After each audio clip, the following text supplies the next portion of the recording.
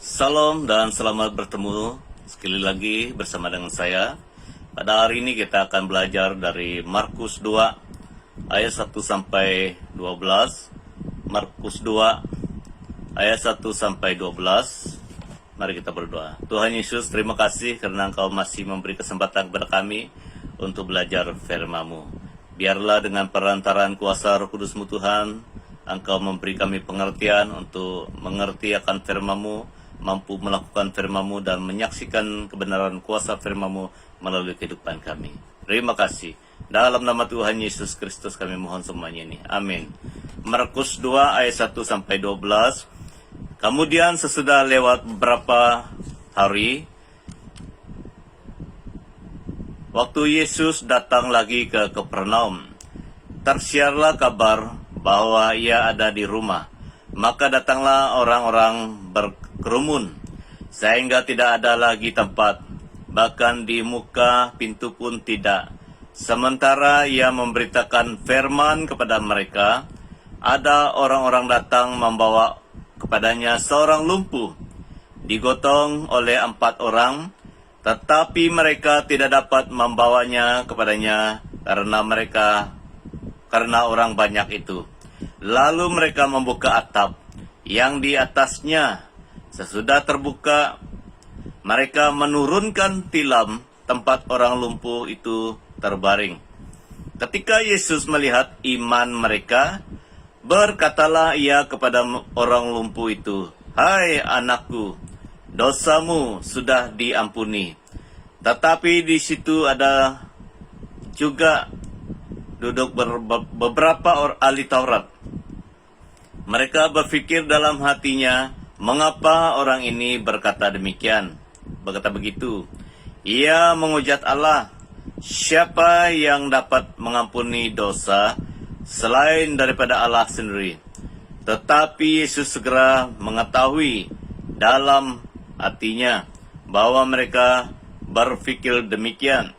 Lalu berkata kepada mereka, "Mengapa kamu berpikir begitu dalam hatimu? Manakah lebih mudah mengatakan kepada orang lumpuh ini, dosamu sudah diampuni? Atau mengatakan, bangunlah, angkatlah tilammu, dan berjalanlah? Tetapi supaya kamu tahu bahwa di dunia ini anak manusia berkuasa mengampuni dosa, berkatalah ia kepada orang lumpuh itu, kepadamu kukatakan, bangunlah, angkatlah tempat tidurmu, dan pulanglah ke rumahmu. Ayat 12. Dan orang itu pun bangun segera, mengangkat tempat tidurnya, dan pergi keluar di hadapan orang-orang itu, sehingga mereka semua takjub. Lalu memuliakan Allah, katanya, yang begini belum pernah kita lihat. Yang begini belum pernah kita lihat. Ini merupakan peristiwa di mana Tuhan Yesus sedang memberitakan Injil. Dan waktu itu dia berada di dalam satu rumah penuh dengan orang ramai. Penuh dengan orang ramai sementara dia berkhotbah menyampaikan firman Tuhan. Dan datang 4 orang membawa seorang lumpuh, dibawa kepada Tuhan Yesus. Mau melalui pintu tidak dapat, dan mereka naik ke atas, membuka atap, dan menurunkan orang lumpuh itu di hadapan Tuhan Yesus. Dan Tuhan Yesus menolong, menyembuhkan dia. Tema kita pada hari ini adalah Tuhan Yesus mau sembuhkan secara sempurna. Bukan hanya tubuh, tetapi Yesus datang dan Yesus mau, sampai hari ini Yesus mau menyembuhkan kita secara sempurna. Baik secara roh kita, dunia roh kita, dalam roh kita, maupun tubuh jasmani kita. Jadi orang-orang yang datang membawa Yesus pada masa itu hanya mau sembuh secara tubuh saja. Tetapi Yesus datang ke dunia ini bukan hanya mau menyembuhkan tubuh kita. Tujuan utama dia adalah mau membebaskan kita daripada ikatan dosa, karena roh kita terikat dengan dosa, dan dia mau memerdekakan kita, membebaskan kita dari ikatan dosa, yaitu dunia roh kita bebas daripada dosa. Itu sebabnya Yesus mau sembuhkan secara sempurna, bukan hanya tubuh, tetapi dari dalam roh kita, hati kita, sampai ke tubuh kita. Jadi pada hari ini kita belajar 3 perkara dari teks ini, membuktikan bahwa Yesus mau menyembuhkan manusia secara sempurna. Dunia roh dan tubuh kita mau disembuhkan oleh Tuhan Yesus. Karena kita memiliki roh, jiwa, dan tubuh, dan semuanya mau disembuhkan, dimerdekakan, dibebaskan, disembuhkan oleh Tuhan kita Yesus Kristus. Yang pertama, ayat 3 dan 4, mereka yang membawa orang lumpuh itu hanya mau sembuh secara total. Ayat 3 dan 4 ada orang-orang datang membawa kepadanya seorang lumpuh, digotong 4 orang. Tetapi mereka tidak dapat membawanya kepada Tuhan Yesus karena orang banyak itu. Lalu mereka membuka atap yang di atasnya sesudah terbuka, mereka menurunkan tilam tempat orang lumpuh itu terbaring di hadapan Tuhan Yesus. Puji Tuhan. Walaupun mereka tidak dapat masuk melalui pintu karena begitu sesak orang, begitu ramai orang, tetapi mereka tidak putus asa. Mereka terus berusaha. Dari atas turunkan orang lumpuh itu. Membuka atap itu menuntut usaha, menuntut kesungguhan, komitmen bersama. Tidak mudah. Tetapi karena kerjasama, kesungguhan, komitmen bersama, maka atap itu dapat dibukakan dan mereka dapat menurunkan orang lumpuh itu. Ini sangat penting dalam kehidupan kita. Suami istri, gereja Tuhan, hamba-hamba Tuhan harus tekun dan terus kuatkan komitmen untuk bertemu dengan Tuhan Yesus. Melalui ibadah, melalui doa dan sebagainya. Jadi mereka dapat menurunkan orang lumpuh itu. Karena mereka tetap yakin dan kerjasama, semangat yang jitu, semangat yang kuat. Ini sangat penting dalam kehidupan kita. Kita tidak boleh putus asa, lemah semangat, terus maju. Kita harus terus maju. Seorang perwira pernah berjumpa dengan Tuhan Yesus dalam Matius 8, 1-13, Matius 8, 1-13. Perwira ini mempunyai hamba yang sedang sakit tenat dan berkata kepada Tuhan Yesus, Tuhan, tolong datang sembuhkan hambaku yang sedang sakit. Dan Yesus menjawab dia, iya saya mau datang. Dan tiba-tiba perwira ini, dia adalah askar ataupun prajurit yang berpangkat, ada pangkat dia, ada jawatan yang tinggi. Dia berkata kepada Tuhan Yesus, Tuhan saya tidak layak. Saya tidak layak menerima Tuhan masuk ke rumahku. Sebutkan saja sepatah kata, hambaku itu pasti sembuh. Ini adalah reaksi ucapan iman yang kuat dari dalam hati. Dan Yesus kagum dengan ungkapan perwira ini. Dan di ujung ayat itu dikatakan, tidak pernah kujumpa iman sebesar ini di antara orang Israel, kata Tuhan Yesus. Kita memerlukan iman yang teguh, yang kuat, yang benar-benar kepada Tuhan. Supaya kita dapat mengalami Tuhan, mengalami lawatan hadirat dan kuasa pertolongan Tuhan. Karena keyakinan dan kesungguhan kita seperti 4 orang ini, seperti perwira ini, akan mengalami Tuhan, mengalami kuasa dan pertolongan Tuhan. Iman itu sangat penting. Iman itu berarti kebergantungan dan penyerahan yang total, yang penuh kepada Tuhan.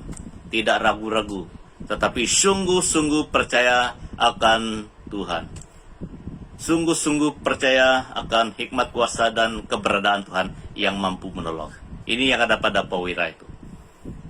Seorang perempuan Kanaan juga pernah berjumpa dengan Yesus, Matius 15, 21-28. Dia datang, Tuhan, anak Daud, kasihanilah aku. Anakku sedang menderita sakit kerasukan. Pada mulanya Yesus diam karena dia menguji iman perempuan ini, perempuan Kanaan. Dan terus dia berseru. Yesus katakan, aku datang untuk hanya umat Israel. Tetapi itu tidak membuat perempuan ini putus asa. Dia terus berseru, Tuhan, anak Daud, kasihanilah aku, anakku sedang sakit kerasukan. Dan Yesus menjawab, tidak baik mengambil roti yang disediakan untuk anak-anak. Itu adalah gambar kepada orang Israel. Tetapi perempuan ini menjawab, benar Tuhan, anjing juga dapat menikmati hidangan itu dari apa yang jatuh dari meja. Sehingga akhirnya Yesus menjawab, besar imanmu ibu. Pergilah jadilah menurut apa yang engkau percaya, menurut imanmu, sehingga anaknya sembuh. Ini adalah quality iman yang tinggi.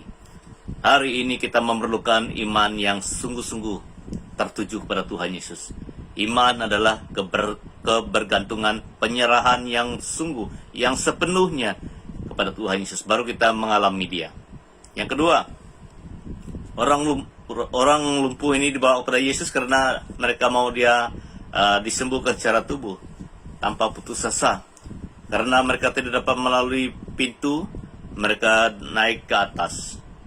Ini merupakan satu usaha yang gigih. Membawa seorang yang sakit ke atas rumah tanpa ada kerjasama tidak mungkin akan percaya.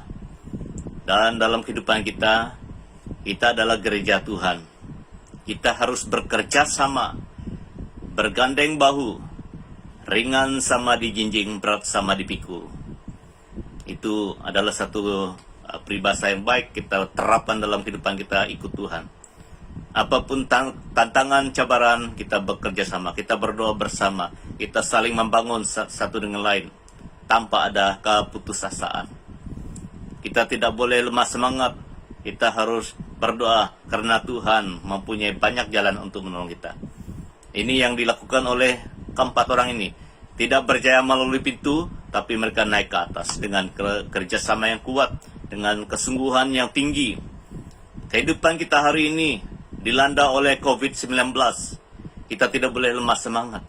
Karena kita tetap percaya, harus percaya bahwa Tuhan kita adalah Tuhan yang luar biasa, mampu menolong kita dari hari ke hari, zaman ke zaman, dulu, sekarang, sampai selama-lamanya. Dia adalah Tuhan yang tetap berkuasa, berdaulat, mampu menolong kita. Kita tidak boleh lemah semangat, terus berkobar-kobar ikut Tuhan, menyembah Tuhan. Kita akan mengalami Tuhan yang luar biasa. Ini yang pertama. Yang kedua, Yesus dapat sembuhkan roh dan tubuh. Itu tujuan Tuhan yang sebenarnya. Dia mau menolong kita secara sempurna. 5, 10, dan 11. Ketika Yesus melihat iman mereka, berkatalah ia kepada orang lumpuh itu, "Hai anakku, dosamu sudah diampuni." Ayat 10. Tetapi supaya kamu tahu bahwa di dunia ini Anak Manusia berkuasa mengampuni dosa, berkatalah ia kepada orang lumpuh itu, "Kepadamu kukatakan, bangunlah, angkatlah tempat tidurmu, dan pulanglah ke rumahmu." Apa yang diucapkan pertama kali oleh Yesus? "Hai anakku, dosamu sudah diampuni." Sedangkan mereka datang bukan untuk itu. Mereka datang untuk supaya Yesus menyembuhkan tubuh. Tetapi Yesus mengutamakan yang terutama, yaitu kesembuhan ataupun kebebasan, kemerdekaan roh dia dari dosa. Yesus mati dan rela disalibkan untuk membebaskan kita dari kuasa dosa itu. Karena kesembuhan tubuh itu adalah ringan di hadapan Tuhan. Pembebasan, pelepasan, kemerdekaan roh kita daripada kuasa dosa dan kegelapan, itu adalah tujuan utama Yesus mati di salib. Karena dia tahu bahwa manusia tidak boleh menyelamatkan dirinya sendiri. Hanya Tuhan yang turun dari surga yang dapat melepaskan manusia dari dosa. Itulah dia katakan, "Hai anakku, dosamu sudah diampuni." Puji Tuhan, ini adalah kasih Bapa surgawi, kasih Tuhan yang sangat besar. Walaupun orang lumpuh dan orang yang membawa dia itu tidak terfikir untuk itu, tapi Yesus adalah Tuhan yang maha tahu, sempurna, mengenal bahwa orang itu perlu disembuhkan, perlu dilepaskan secara roh. Dosanya harus diampuni. Demikian juga kita harus terbuka di depan Tuhan. Karena Yesus mau kita sembuh, bebas daripada dosa. Walaupun manusia lain tidak kenal, tapi Tuhan kenal. Itu sebabnya dia rela mati untuk kita, rela menderita. Dan pada hari yang ketiga setelah dia dikuburkan, dia bangkit, mengalahkan kuasa maut, kuasa dosa, kuasa gelapan. Jadi ini adalah sasaran utama Tuhan. mati di salib untuk membebaskan kita daripada dosa, kegelapan, kerjaan maut yang mengikat manusia. Seperti yang dikatakan dalam Yohanes 3 ayat 16, karena begitu besar kasih Allah akan dunia ini, sehingga Ia mengaruniakan anaknya yang tunggal, supaya barang siapa yang percaya kepada Tuhan Yesus yang dikaruniakan itu tidak binasa, melainkan beroleh hidup yang kekal. Kita harus percaya kepada Tuhan Yesus yang boleh mengampuni dosa kita, yang membebaskan kita, yang menganugerahkan keselamatan dan segala kelimpahan surgawi untuk kita. Itu merupakan tujuan Tuhan. Dia mau membebaskan roh kita daripada ikatan dosa, kejahatan. Yang kedua, Yesus datang untuk memerdekakan seluruhnya. Karena 4 orang ini bersama orang lumpuh hanya mengharapkan bebas dari penyakit saja. Tetapi lebih dalam, lebih luas daripada itu, Yesus melakukan yang lebih banyak, lebih sempurna lagi, membebaskan orang lumpuh itu daripada ikatan dosa dan kejahatan, kegelapan. Demikian juga kita hari ini. Kita harus hargai, hormati Tuhan Yesus yang telah mati bagi kita, yang telah menebus dosa kita, karena Dia datang memerdekakan roh, jiwa, tubuh kita. Dan apabila roh kita dimerdekakan, kita ada kelayakan untuk masuk ke dalam kerjaan surga. Apabila roh kita bebas, merdeka daripada kegelapan dosa dan kejahatan, maka kita akan menjadi warga kerjaan surga, menjadi anak Tuhan yang sungguh-sungguh merdeka. Karena itulah kita harus percaya kepada Yesus, menyambut Dia, mengakui Dia sebagai Tuhan dan Juru Selamat kita. Seperti dalam Roma 10 ayat 9. Apabila mulut kita mengaku bahwa Yesus adalah Tuhan dan percaya dalam hati Dia telah dibangkitkan, kita akan mengalami keselamatan, anugerah Tuhan itu. Harus ada tindakan, respon kita kepada Yesus yang sudah datang 2000 tahun yang lalu. Dia sudah datang membebaskan sepenuhnya roh, jiwa, tubuh kita. Kita harus akui, kita harus percaya, sambut Dia dalam kehidupan kita dan mengistiharkan Dia sebagai Tuhan dan Juru Selamat kita selama-lamanya. Yang terakhir, Yesus datang melakukan yang sempurna sepenuhnya untuk kita. Ayat 6 dan 7. Tetapi di situ ada juga duduk beberapa ahli Taurat. Mereka berpikir dalam hatinya. Ayat 7. Mengapa orang ini berkata demikian? Ayat 7. Mengapa orang ini berkata begitu? Ia menghujat Allah. Siapa yang dapat mengampuni dosa selain daripada Allah sendiri? Ahli Taurat adalah pengajar umat Yahudi, mengenal hukum Musa, mengenal firman yang disampaikan oleh nabi-nabi. Tetapi kenapa mereka tidak percaya Yesus? Karena mereka masih terikat dengan dosa kegelapan, sehingga tidak mereka melihat kebenaran pada Yesus. Hari ini kita juga perlu kesembuhan kalau kita tidak memahami firman, tidak memahami tujuan Tuhan dalam kehidupan kita. Kita mungkin sama dengan ahli Taurat kalau kita tidak percaya Yesus adalah Tuhan. Mereka tidak percaya Dia. Mereka tidak menghormati Dia. Sehingga mereka menuduh Dia. Dengan berani menuduh Dia.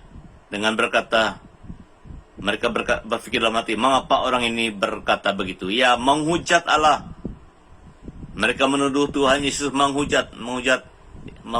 menghina Tuhan, Tuhan Allah. Itu adalah reaksi hati yang belum merdeka, hidup yang belum bebas daripada dosa dan kejahatan. Ada roh tuduhan, roh menuduh, roh pemberontakan, roh penolakan di dalam diri mereka.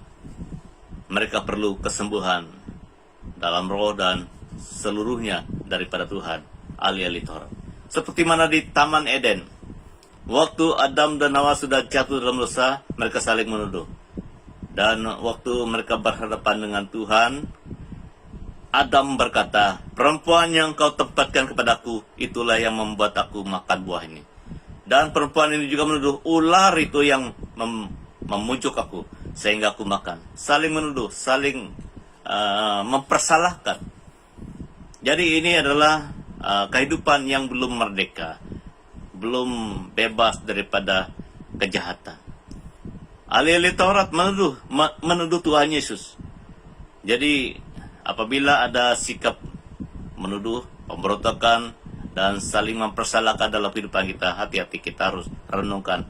Mungkin ada dosa, mungkin ada kejahatan dalam hidup. Kita harus cepat-cepat cari Tuhan, bertobat, dan mengakui apapun yang membuat kita tidak selesa. Karena hanya Tuhan yang mampu menolong memerdekakan kita.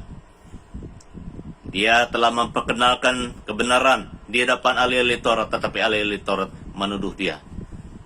Yang terakhir, ahli-ahli Taurat tidak percaya kepada Yesus sebagai Tuhan. Ini yang menyedihkan. Sedangkan Yesus datang untuk semua manusia. Kita harus percaya Yesus setiap masa, sepanjang masa, setiap hari. Ada orang yang kuat imannya waktu KKR saja. Ada orang yang semangat waktu kebaktian besar-besaran saja. Dan waktu kebaktian kecil-kecilan dia macam tidak semangat. Ini adalah orang yang tidak merdeka. Mereka hanya bersemangat pada waktu-waktu tertentu saja. Mereka hanya mau mencari Tuhan pada waktu dia mau.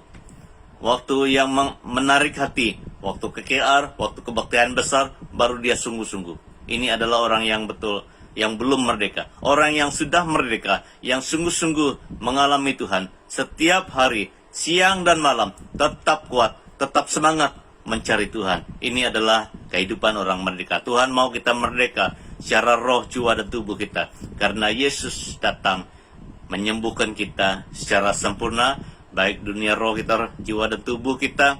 Dia mau menyembuh, menyelamatkan, membebaskan. Jangan hanya seperti orang membawa orang lumpuh itu, mereka hanya mengharapkan kesembuhan tubuh saja. Jangan kita hanya pikir tubuh jasmani yang sementara ini saja. Tuhan mau membebaskan roh kita, karena roh kita itu yang kekal, akan kembali ke kerajaan surga. Kita harus mengambil berat tentang roh kita dan juga kehidupan tubuh kita. Karena hidup ini adalah anugerah Tuhan. Kesempatan ini adalah kesempatan yang Tuhan berikan. Utamakanlah roh, jiwa, tubuh kita di hadapan Tuhan. Mari kita berdoa. Tuhan Yesus, Engkau datang untuk menyempurnakan segala sesuatu. Engkau datang untuk memerdekakan roh, jiwa, tubuh kami. Tuhan, sentuh hati kami dengan kuasa Roh Kudus-Mu, agar kami memahami dan terbuka hadapan Tuhan, dan mau bebas dan merdeka terus di hadapan Tuhan secara roh, jiwa, dan tubuh. Dan biarlah kami terus semangat mencari Tuhan sepanjang masa, siang dan malam. Terima kasih. Dalam nama Tuhan Yesus Kristus, kami mohon semuanya ini. Amin. Tuhan Yesus berkati kita semua. Maju terus dalam Tuhan. Haleluya.